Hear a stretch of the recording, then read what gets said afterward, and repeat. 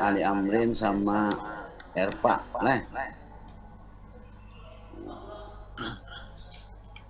Nah, saya mau mulai aja nih. Mulai. Ya. Assalamualaikum. Oh, anu kah? Apa maksudnya anu? Dekan situ kah? Dekannya?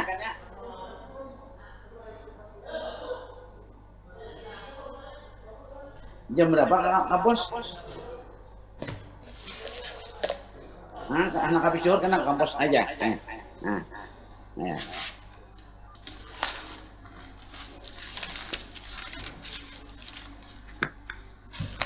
Nah, mata kuliah ini mata kuliah ilmu negara. Jadi kan negara itu suatu perkumpulan orang lah, itu menjadi ilmu itu sejak dikembangkan oleh ada namanya dari Jerman tuh Jelinek. Nah, Jelinek.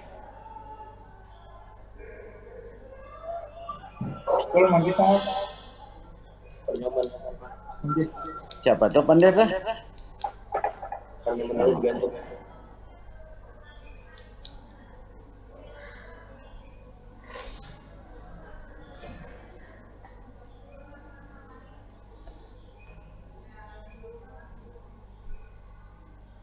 Bedanya ada pandai kena kularakan lah. Oh, kularakan kan ada kalau lagi masuk.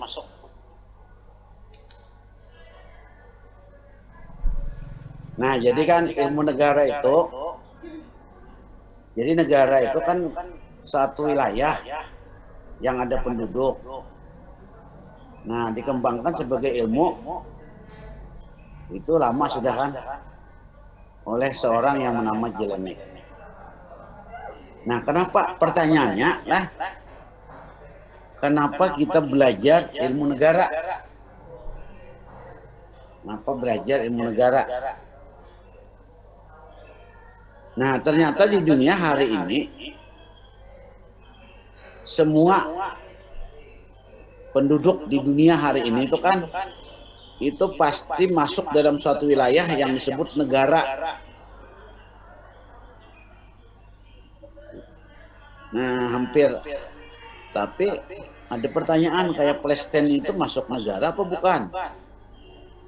Nah, itu kan dipertanyakan. Seperti Israel mencaplok. Jadi ada wilayah lah, wilayah yang tidak jelas anunya, pemerintahannya kan, pemerintahan. Nah, kayak Taliban kan sekarang ini kan Taliban menguasai di Afghanistan tuh. Nah, sebelum kita membahas itu, kita ada pertanyaan yang harus dijawab dulu. Kuliah di Fakultas Hukum itu kenapa belajar ilmu negara? Untuk mengetahui asal muasal suatu negara, Pak.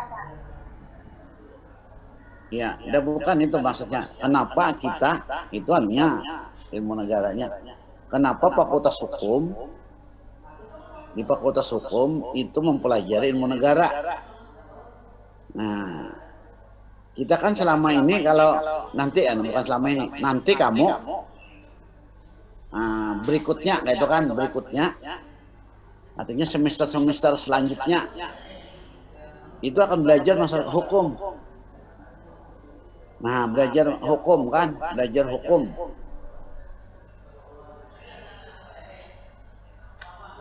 Hukum-hukum itu yang kita pelajari itu khusus yang di Indonesia umumnya.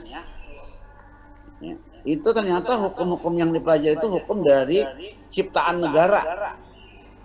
Nah, ciptaan negara. Bukan ciptaan masyarakat. Nah, kalau ciptaan masyarakat itu kan bisa hukum adat, gitu kan. Nah, ini ciptaan negara. Nah, karena itu dikenali dulu. Negara itu kan bisa berwujud pada pejabat, bisa berwujud pada wilayah. Pada wilayah.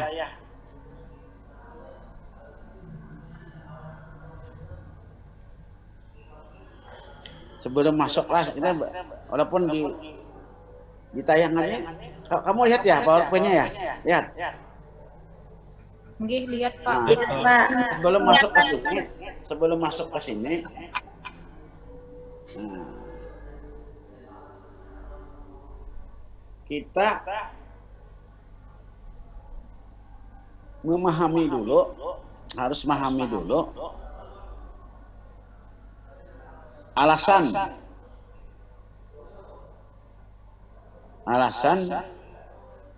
apa sebabnya harus mempelajari ilmu negara.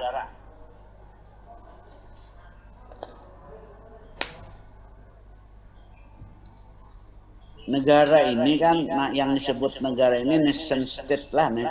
Kalau nation state, negara kebangsaan. Jadi kan dulu kita tidak mengenal yang dimaksud negara seperti yang dimaksud ini.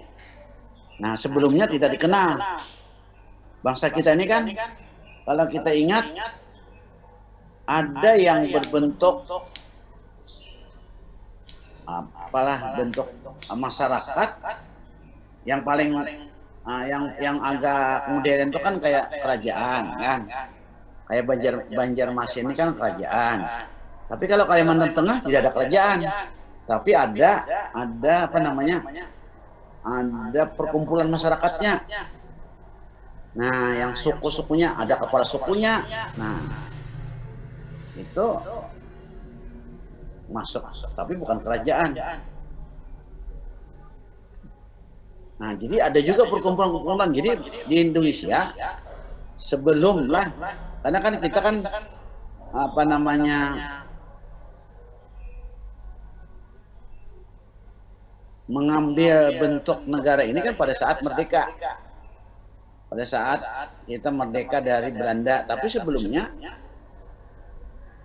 kita itu masing-masing daerah itu memiliki perkumpulan sendiri-sendiri. Nah, tapi tidak secanggih ilmu negara. Negara yang dimaksud dalam ilmu ini. Nah, ketika dunia, jadi kan ini kan ilmu negara ini ada yang di sejarah itu, yang sejarah. Ketika dunia, terutama negara-negara maju itu memikirkan, kemudian mengembangkan dan dilaksanakan. Nah, pada saat itu kita memang masih dalam penjajahan, dan sebagian dari pemimpin kita itu ada yang belajar di Belanda, di Jerman. Nah, ilmu-ilmu itu dibawa ke Indonesia, dan pada saat kita mau merdeka, mereka melihat bahwa organisasi negara ini perlu juga dikembangkan di Indonesia. Lalu Indonesia, jadi pemimpin negara kita mengambil inisiatif, mengambil kebijakan bahwa kita pilihlah bentuk negara juga nation state lah, nation state. Nah, jadi kalau negara, jadi kan nanti kamu pelajari kan ilmu negara itu bisa negara pada umumnya, bisa juga negara khusus Indonesia. Jadi ada juga ilmunya ilmu negara Indonesia. Nah, kalau yang pertama ini, yang mata kuliah ini memang dimaksudkan ilmu negara umum. Artinya mempelajari negara pada umumnya.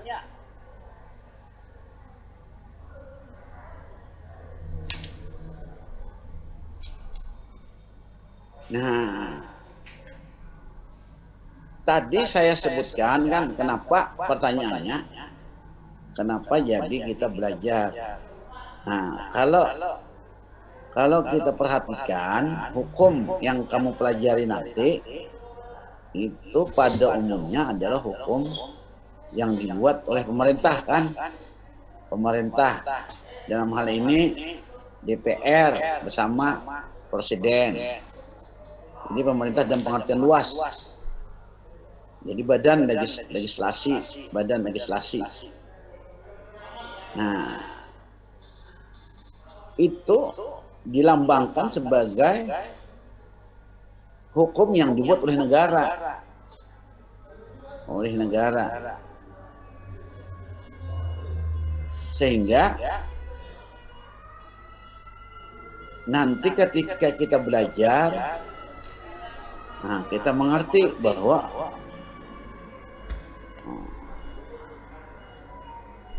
hukum ini dibuat negara. Jadi kalau sebetulnya lah hukum itu kan nanti dikatakan, ada yang mengatakan bahwa hukum itu di masyarakat.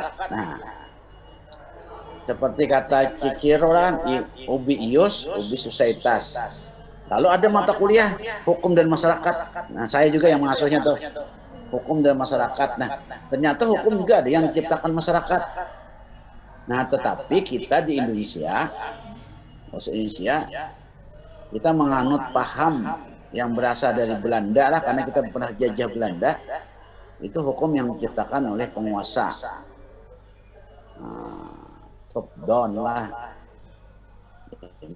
dari atas ke bawah.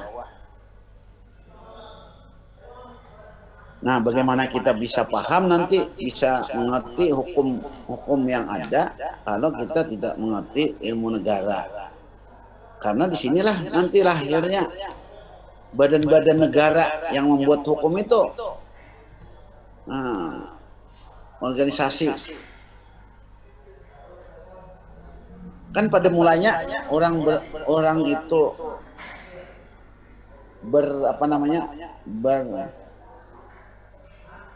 berorganisasi lah, bernegara. Orang itu kan berserikat, berkumpul. Nah, itu pada dasarnya hendak memudahkan pencapaian kebutuhan hidupnya. Ada yang mengatakan itu kan supaya survival, life survival. Jadi supaya hidupnya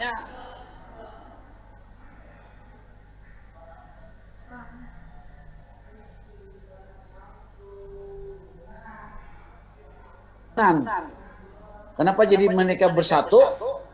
Nah, karena khawatir kalau bukan hanya diserang musuh, tapi kan diserang binatang dulu kan.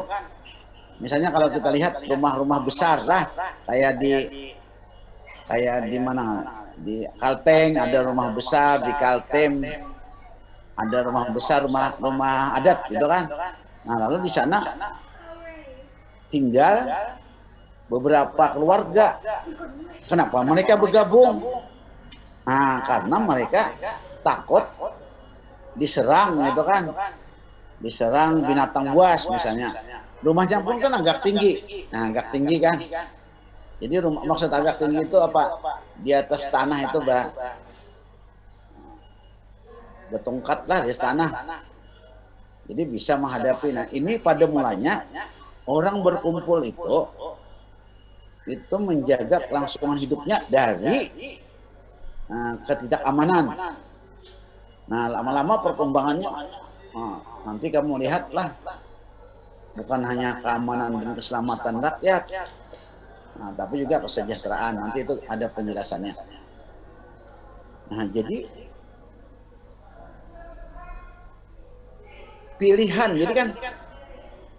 pilihan berkumpul, memilih bentuk. Ini kan bentuk negara ini kan tidak dikenal sebenarnya di Indonesia. Indonesia tidak. Ini lahirnya bukan di Indonesia. Jadi organisasi negara itu, lahirnya di Eropa Barat. Nah, di Eropa Barat. Nah, tadi saya katakan dipelajari oleh orang kita. Kemudian pada saat kita membicarakan hendak merdeka, nah itu sudah ada pikiran jadi kebetulan kan yang anggota BPUPKI itu kan ada beberapa orang yang berasal dari orang Indonesia kan, orang kita yang pernah kuliah di Eropa. Nah, seperti Bung Hatta kan di Belanda. Kemudian siapa namanya lagi lah? Supomo ya, Supomo kan di Jerman, Profesor Dr. Supomo. Nah, dia belajar, mempelajari. Jadi begitu hendak Indonesia merdeka, nah sudah ada pikiran. Jadi kalau kita perhatikan persis lah seperti apa yang kalau kita baca sejarahnya. Nah, persis itu perkembangan. Jadi waktu kita Indonesia merdeka dimasukkan dalam Undang-Undang Dasar, persis pada saat itu tingkat perkembangan ilmu negara di Barat. Nah itu di apa namanya di copy paste lah, dioper walaupun bukan copy pastean, tapi kan disempurnakan lah sesuai dengan kondisi Indonesia. Karena kan dari Indonesia banyak yang pintar kan walaupun tidak kuliah. Misalnya Bung Karno itu kan tidak kuliah di Belanda, tapi kan beliau menguasai juga masalah-masalah dunia kan. Beliau dari ITB. Nah, Muhammad Yamin misalnya, Profesor Muhammad Yamin kan yang kita tahu sekarang ini, kita mengetahui tentang perkembangan pembuatan Undang-Undang Dasar itu kan, itu dari tulisannya Profesor Muhammad Yamin. Nah, itu beliau tidak kuliah di Belanda kan, tapi di Indonesia, tapi juga banyak. Jadi banyak yang pintar. Nah, terjadilah pembicaraan di BPUPKI dan terakhir di BPKI. Kita juga memilih seperti apa negara. Nah, kita harus tahu dulu kan yang umumnya ilmu negara pada umumnya itu seperti apa. Nah, kalau kita belajar buka buku-buku pertama yang kita baca misalnya di sini adalah, kalau kita lihat yang buku-buku yang dulu waktu saya kuliah, bentarlah. Nah ini, ada namanya. Jadi yang terkenal tuh waktu saya kuliah tuh ada Kranenburg. Nah, ini kan guru besar Belanda yang menulis tentang ilmu negara, Kranenburg. Nah, dulu waktu saya kuliah tahun 70-an,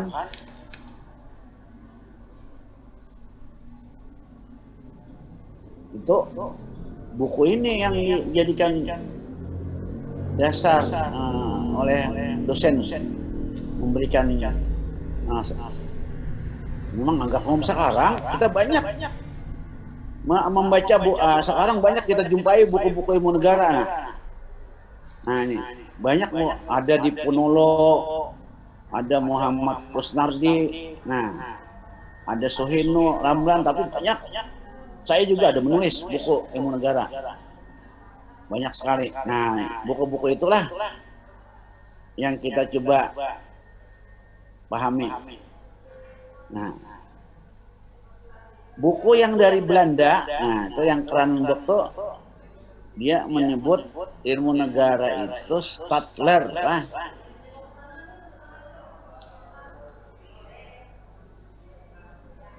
Ler itu sebetulnya ajaran lah. Nah, bukan ilmu. Jadi kenapa jadi ilmu negara itu dalam bahasa Belanda disebut Stadler, dalam bahasa Jerman Stadler.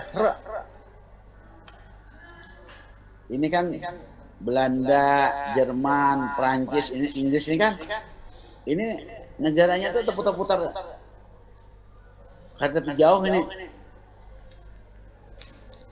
Jadi kalau kamu ke Eropa, kita biasakan masuk pintu masuk.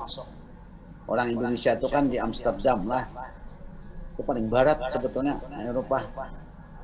Nah, masuk Amsterdam, kalau kita berkereta api, nah kada jauh berapa kilo saya kurang tahu aja lah, pokoknya kada tapi lawas itu Bergia. Nah, Bergia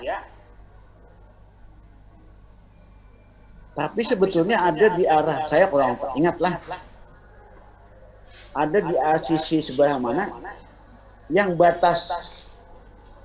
Nah, batas Belanda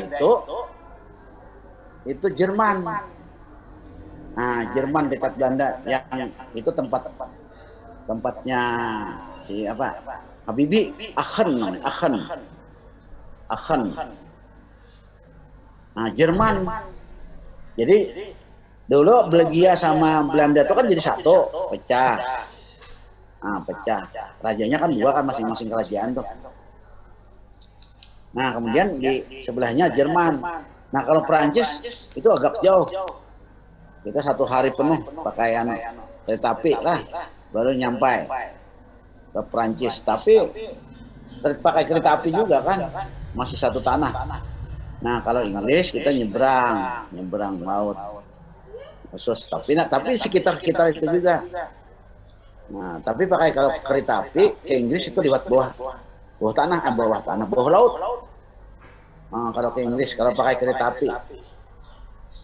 Nah, jadi ini kan daerah ini Belanda, Jerman, Perancis, Inggris kan sekitar itu juga. Biasa disebut Eropa Barat lah. Tapi bukan masuk Inggris. Inggris ini menyendiri. Inggris ini termasuk Anglo-Saxon. Kalau yang ini kan Eropa kontinental. Eropa daratan. Nah, jadi walaupun dekat, Inggris ini justru sama dengan di Amerika, non. Amerika kan dari Belanda itu kan 12 jam lagi pesawat. Nah, kita kan kalau dari Jakarta ke Belanda itu 19 jam.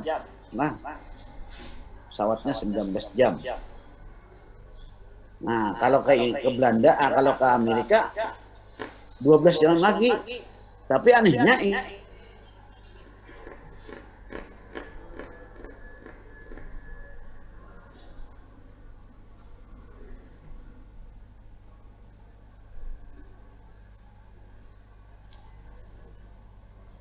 kita kan ilmu negara terjemahan dari, nah karena memang dari sini asalnya ilmu negara itu.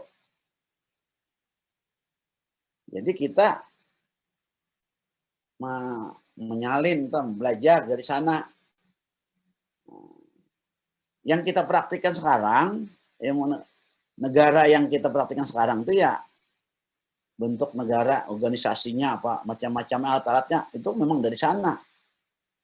Nah, lalu kita kan lucu kan, kenapa ada dari mana? Cina kah, India kah misalnya, Arab, nah, misalnya dari Arab. Nah, karena kita mengambilnya dari sini.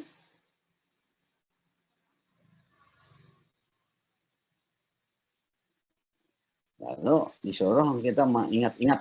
Nah.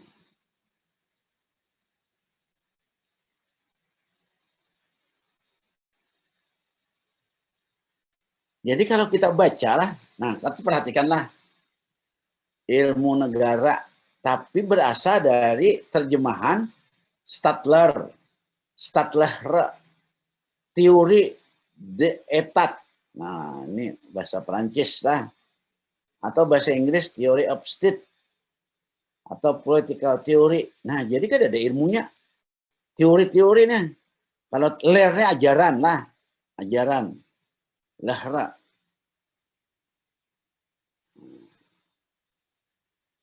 Tidak ada nyebut science, nggak ada. Nah, kenapa? Tidak ada science atau knowledge lah, science. Nah, dia melihat karena ini ilmu negara ini masih dalam masa pertumbuhan. Nah, di Indonesia itu dianggap sudah mapan, gitu kan, sudah mapan. Nah, lalu kita menggolongkannya sebagai sebuah ilmu. Dan itu yang diajarkanlah seperti oleh orang Jerman itu namanya Jelinek. Nah, dulu kan ini kan orang praktek-praktek gitu, nah, praktek-praktek bukan sebagai ilmu. Jadi karena itu dia nyebut teori. Nah, tapi begitu Jelinek lahir, nah dia dengan apa namanya? Dengan mengupas secara panjang lebar akhirnya bahwa ini negara ini ada ilmunya. Nah, ilmu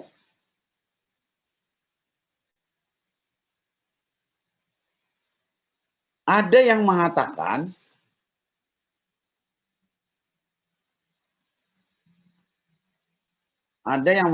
bentar lah. Padahal anak, anak,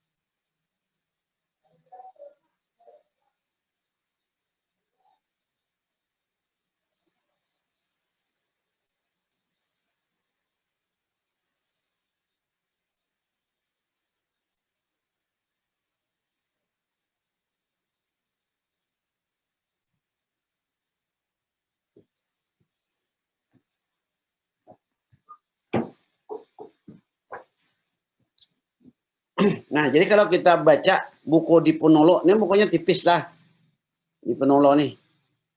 Itu ilmu negara itu katanya menyelidiki dan pelajari hal ehwal dan seluk-beluk negara.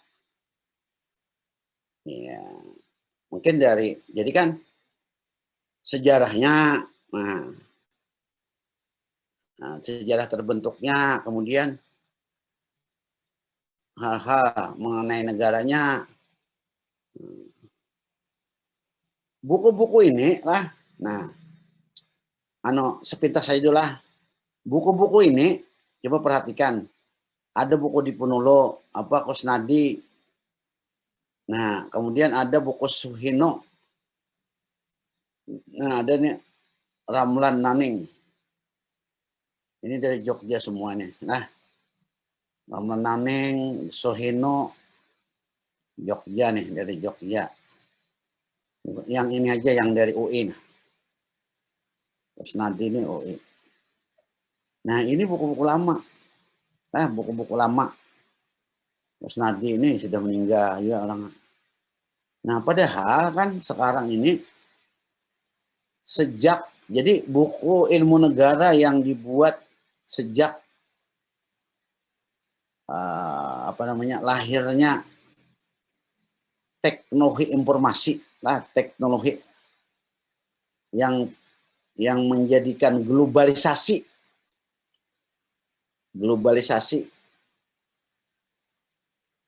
Nah, itu tidak ada ditulis ya, tidak ditulis. Kenapa jadi saya tekankan? Nah, jadi kan ada tulisan siapa namanya dari Jepang tuh, Ohmai, ujungnya Ohmai. Nah, itu menulis stateless lah. Oh, bukan stateless, apa namanya? Stateless ya, atau endless. Jadi dia memperkirakan gitu kan. Karena globalisasi ini kan, kalau dulu memang jelas terlihat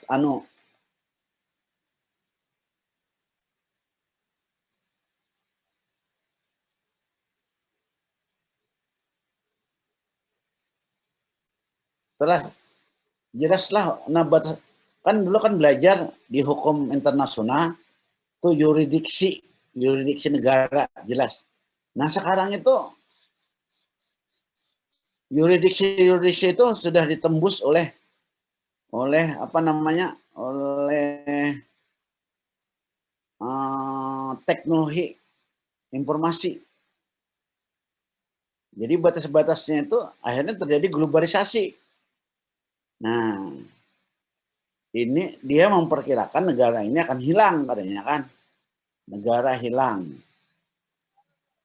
Nah, memang sekarang ini kan percampuran, misalnya warga negaranya sedangkan itu terjadi kalau uang kan kalau mata rupiah misalnya kalau yang di Eropa ini Jerman kan, Belanda, Perancis ini kan sudah jadi satu kan euro. Nah,